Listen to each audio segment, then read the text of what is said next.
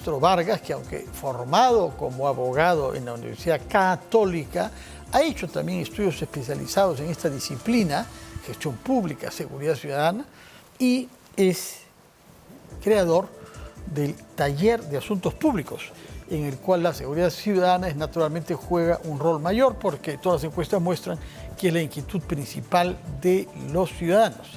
Señor Enrique Castro, muchas gracias por estar acá. Muy buenas noches. Muchas gracias por la invitación. ¿Qué cifras generales tenemos sobre el Perú? Tengo entendido que se basa mucho usted en una encuesta hecha a nivel latinoamericano por el CID, que es un organismo de encuestas de base costarricense, me parece, ¿no? Que ya tiene varias décadas trabajando ahí, y en el que aparece que es cierto que el Perú va mal, pero va mal como la gran mayoría de los países de América Latina, según la percepción de los ciudadanos, con la excepción de El Salvador, de Bukele, que es el presidente actual, que ha decidido pasar al acto en ruptura incluso con algunas exigencias de derechos humanos. Explíquenos, por favor, a nivel global, cómo ve la evolución en América Latina y qué le explica. Muchas gracias por la invitación. A ver, hemos avanzado en la generación de instrumentos de medición del fenómeno. ¿De acuerdo? Efectivamente, a nivel internacional existen instrumentos como el Latinobarómetro o el Barómetro de las Américas que tienen mediciones comparativas a nivel internacional. A nivel nacional, del año 2012 aproximadamente, el INEI viene realizando encuestas departamentales respecto de la victimización, que es la victimización concreta, objetiva de quienes han sido víctimas. Victimización no es una percepción, no es sino una percepción, es un hecho de haber sido víctima de alguna forma de delincuencia y que lo ha reportado uno. No necesariamente. Ya. Entonces, ¿cómo se puede medir si no lo ha reportado? Por la encuesta de victimización. Se le pregunta a usted, o a las personas que están ahí a partir de una muestra, si ha sido víctima o no de un hecho los últimos 12 meses. Si dice sí, la siguiente pregunta es si ha sido reportado o no. Y ese dato es importante porque los que señalan haber sido reportado es apenas el 17% del fenómeno. O sea, 17% de los que se dicen víctimas en el último año reportan el hecho. El resto no confían en la policía ni en ninguna institución. No digamos que no confían, no encuentran los canales cercanos o no hay confianza en el sistema. Porque también puede ser que me genere un costo de oportunidad muy alto el ir a denunciar, entonces no voy a hacerlo, más allá de que exista confianza o no. Pero esto es importante porque apenas con ese 17% es que el sistema se ha acostumbrado a planificar el patrullaje conjunto, el patrullaje preventivo, el patrullaje policial y municipal. Es a partir de esos 17% que se dice, esta es una zona prioritaria y hacia ahí deben ir los patrullajes principalmente. Por otro lado, también se pregunta si usted piensa que va a ser víctima de temor o no. Y en eso somos campeones porque no hemos bajado del 85-87% del año 2012. El temor de que me pase algo. El temor de que me pase algo. Eso es sumamente importante también porque es tan real como nosotros.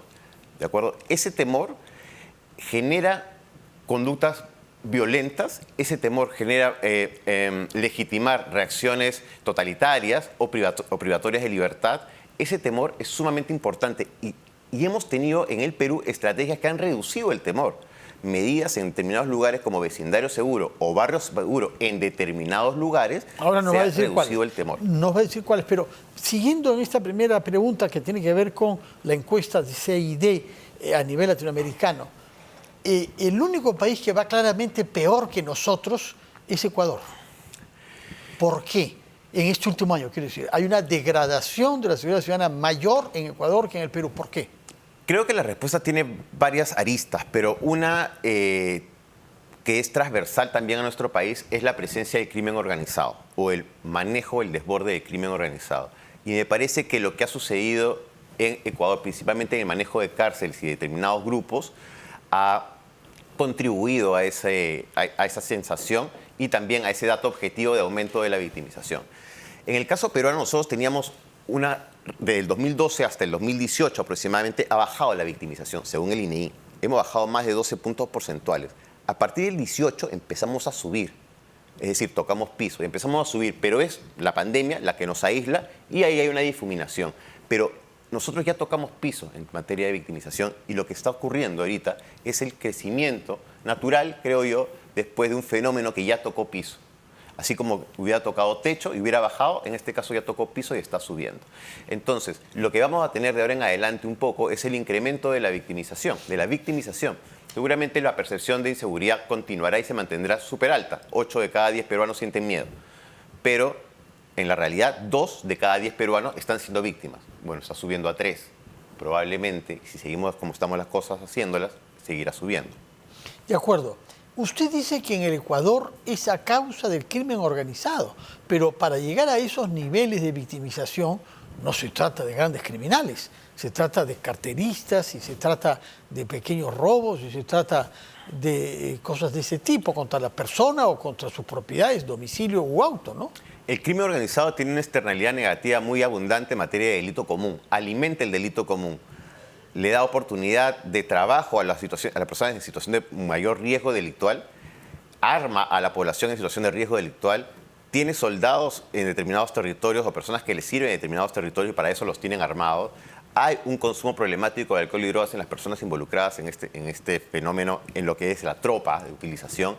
Entonces, no es solamente asociado a un mercado criminal como puede ser tráfico de tierra, delitos ambientales o cocaína u otro. No, está asociado también a una externalidad de delitos comunes porque los alimenta, aumenta las probabilidades de violencia y delitos. Es decir, por ejemplo ahora, una cosa que ha señalado los indicadores nacionales es la presencia constante de mayor arma de fuego en cualquier hecho delictivo.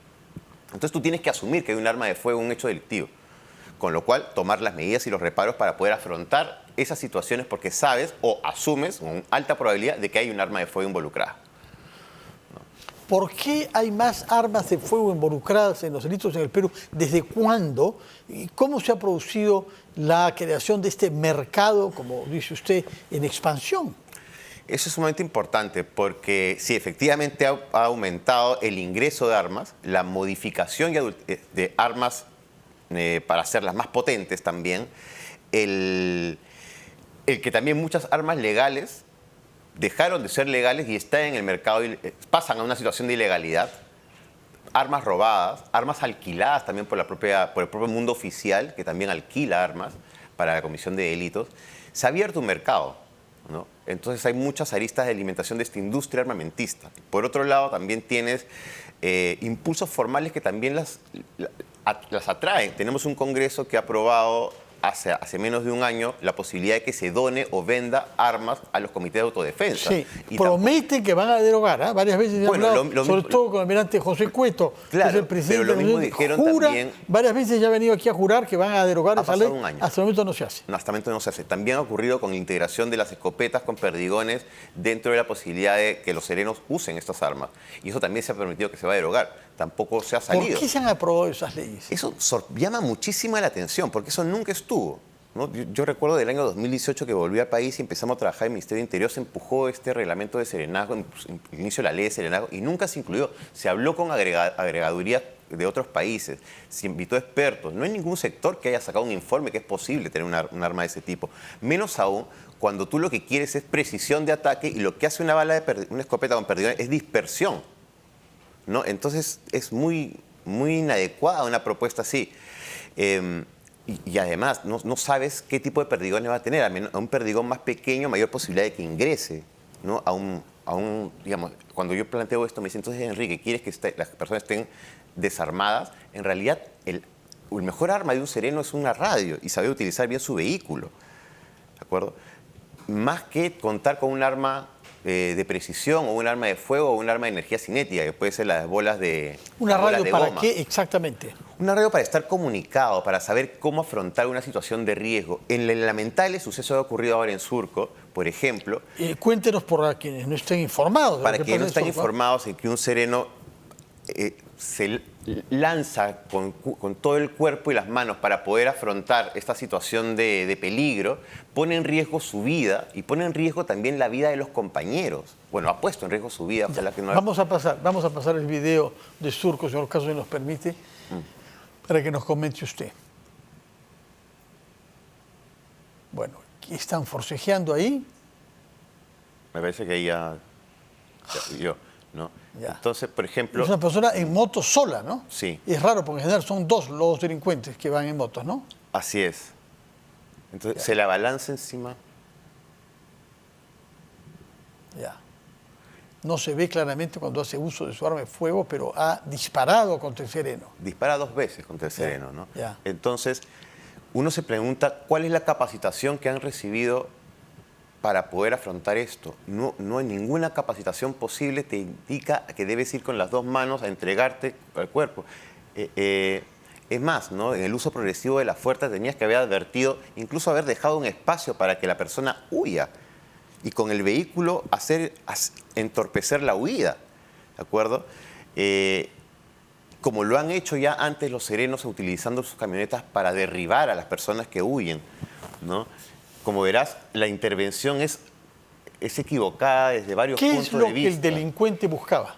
En ese momento huir, porque además ya se tenía conocimiento que esta persona estaba armada, porque si no, tú verás, no hay ningún hecho de flagrancia que llame al sereno a intervenir.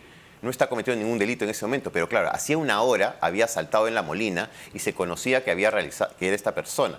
Entonces sabías que había realizado un asalto con arma de fuego, sabías que estaba armado, entonces no puedes realizar un comportamiento de ese estilo. Lo que nos está señalando ahí es que no hemos capacitado ni estamos capacitando bien a nuestros serenos y lo estamos poniendo en riesgo. No solamente en riesgo la vida de él, la de sus compañeros, la persona huyó y la víctima sigue siendo víctima de su propiedad, o sea, de sus cosas. Nada de la participación fue adecuada y esto no es culpa del sereno, sino de los mandos. ¿Qué es lo que se dijo por radio? ¿Qué se indicó por radio?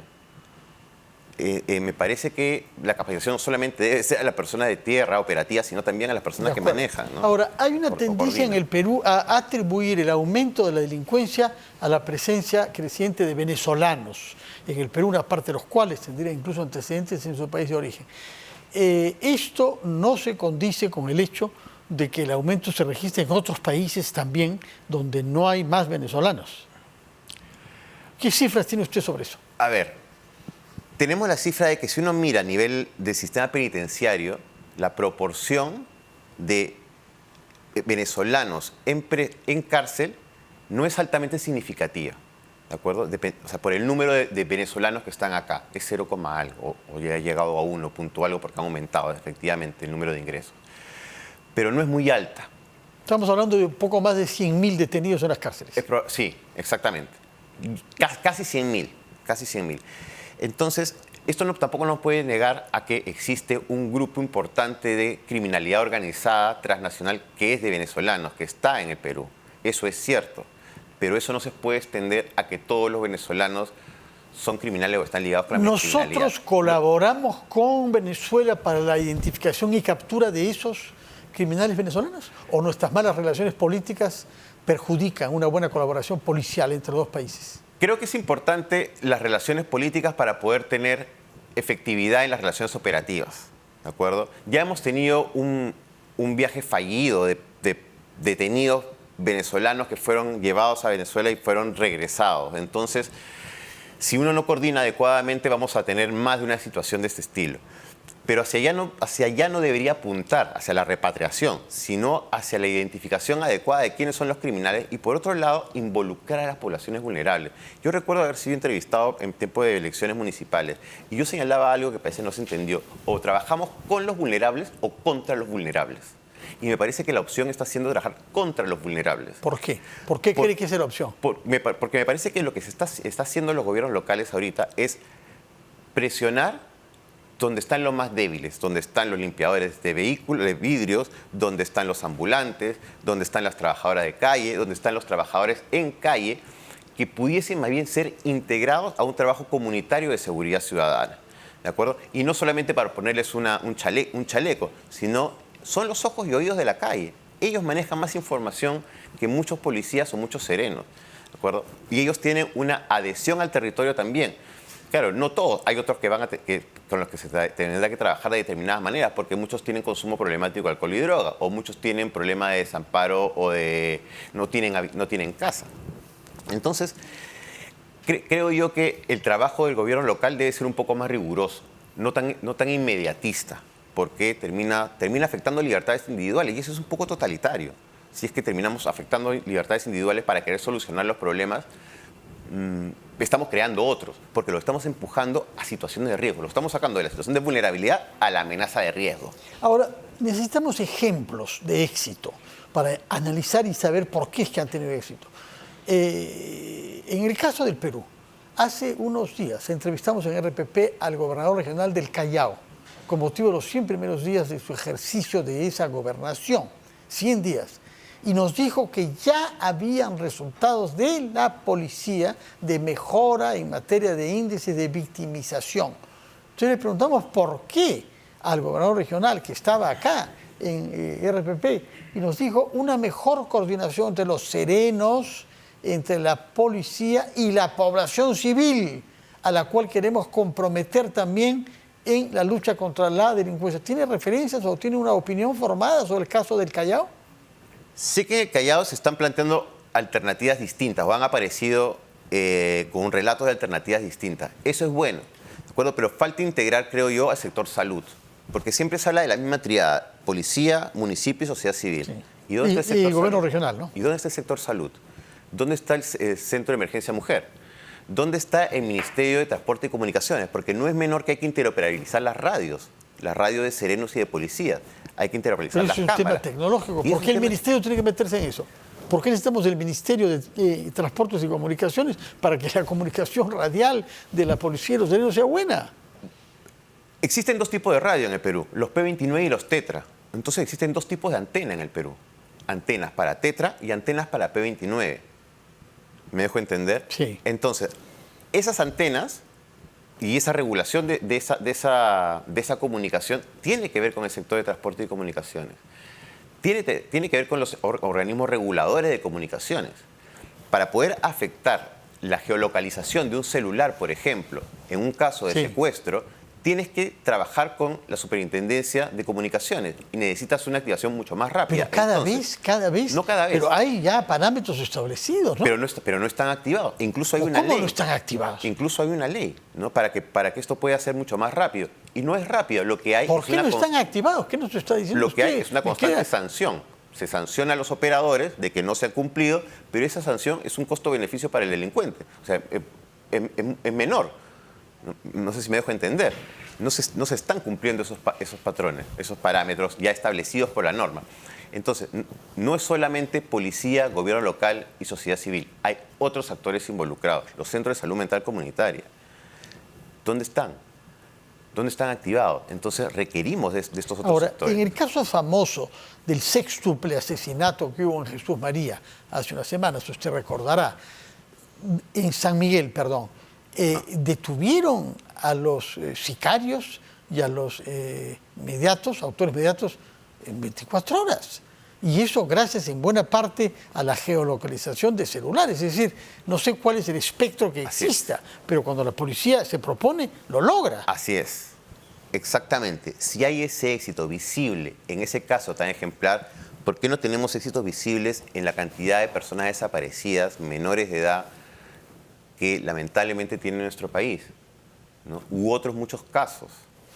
Señor Castro, gracias por su presencia. La verdad es que lo que concluye más claro es que habrá que invitarlo nuevamente para que nos explique puntos que interesan a todo el mundo. Muchas gracias por su presencia y muy buenas noches.